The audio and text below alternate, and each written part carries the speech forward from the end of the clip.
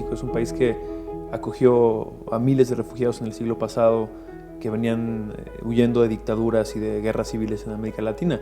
Y creo que es importante recordar que de esos refugiados venían grandes científicos, doctores, farmacéuticos, gente que aportó mucho a este país, sin hablar ni siquiera del intercambio cultural que evidentemente trae implícito que llegue un refugiado a este país, ¿no?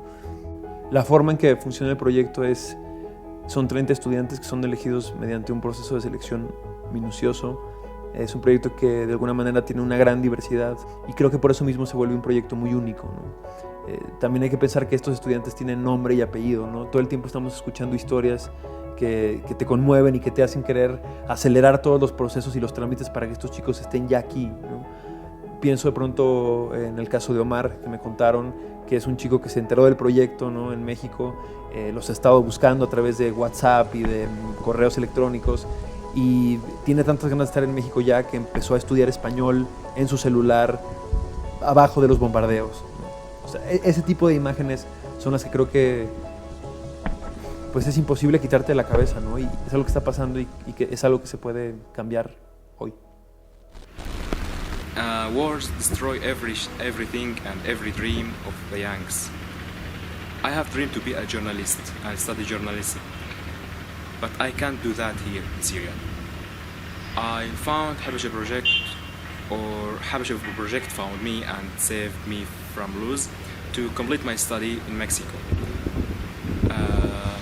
I didn't know a lot of Mexico, but when I found the Habesha Project, I read more and I realized that it's very amazing, beautiful country with its ancient cultures and the new civilization. It's very amazing and very good for studying and education. After the war ends in Syria, I want really to back and help to rebuild a new Syria without blood, without destruction, through my career to show the truth. That's really what I want, and I hope to help people. Maybe I'm unlucky to be in the war, but at the same time I feel I'm lucky because I am part of the Habesha project. It's really will be a very amazing experience in the project. Thank you very much for your help. Evidentemente en México hay un montón de problemas de inseguridad, hay un montón de problemas de corrupción, hay muchas cosas que hacer, pues. Hay muchas cosas que no sé cómo resolver. Esto sí sé cómo resolverlo porque es palpable, es tangible, lo podemos hacer hoy. Las universidades ya dieron las becas, tenemos que apoyar con lo que podamos para que estos estudiantes viajen, entren a México y empiecen a recibir una educación universitaria como la que tenían antes de que empezara la guerra. Eso es lo que me mueve, el pensar que esto se puede hacer y se puede hacer hoy. Estos estudiantes que están en Siria no son tan distintos de nosotros. Cuando alguien dice o alguien habla de México en el extranjero, es inevitable escuchar de pronto comentarios de gente que dice, oh yeah, México, oh, narcotráfico, oh yeah, corruption, man. You know? Esa es la percepción que existe en otros lugares de nosotros, ¿no? La corrupción, la inseguridad, el narcotráfico. Cuando tú escuchas de Siria, piensas en lo mismo, piensas en corrupción, piensas en inseguridad, piensas en terrorismo. Y evidentemente eso existe en México y eso existe en Siria también.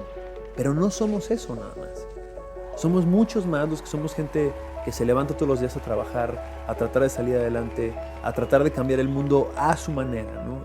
Creo que es importante recordar que México no es nuestro gobierno, ¿sabes? De México somos nosotros. Y nosotros, mediante una acción muy pequeña, podemos cambiarle la vida a estas 30 personas y podemos generar un impacto bien importante en este país. Creo que mi invitación sería que la gente se informe un poco más sobre lo que está pasando en Siria, dimensionar lo que significa ser la crisis humanitaria más grande desde la Segunda Guerra Mundial, entender que tenemos la posibilidad de cambiar la vida a 30 personas, a 30 estudiantes que podrían estar hoy aquí estudiando, tratando de reencontrar un sentido a sus vidas. Y por otro lado, entender que pues que no se trata de regalar lo que nos sobra, ¿no? Sino de compartir lo que tenemos.